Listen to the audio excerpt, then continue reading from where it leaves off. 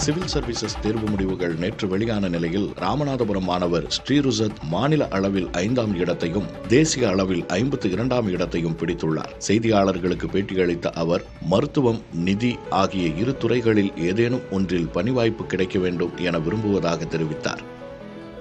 மதுரையைச் சேர்ந்த சங்கரபாண்டியராஜ் என்பவர் தமிழ் வழியில் தேர்வு எழுதி தேர்ச்சி பெற்றுள்ளார். இவரது பெற்றோர் இருவரும் தையல் தொழில் செய்தவாறே மகனை படிக்க வைத்து UPSC தேர்வில் வெல்ல உதவியுள்ளனர். தன் மகன் ஏழைகளுக்கு உதவப் போகிறான் என்பதை நினைக்கையிலேயே மகிழ்ச்சி ஏற்படுவதாக மாணவரின் தாய் ராமலட்சுமி தெரிவித்தார். நான் அவனுடைய எதிர்பார்க்கல, அவனுடைய சம்பளத்தை எதையும் நான் எதிர்பார்க்கல. எனக்கு அவன் இந்த அளவுக்கு பெருமைப்பட வைத்ததே எனக்கு பெரிய இது சந்தோஷம். எனக்கு அவன் சம்பாதித்து கொடுக்காட்டாலும் பரவாயில்ல, நாட்டுக்கு நல்லா செய்யணும். எல்லாரும் அவனால் நம்ம கஷ்டப்பட்ட கஷ்டம் நம்மளோட போட்டோம்.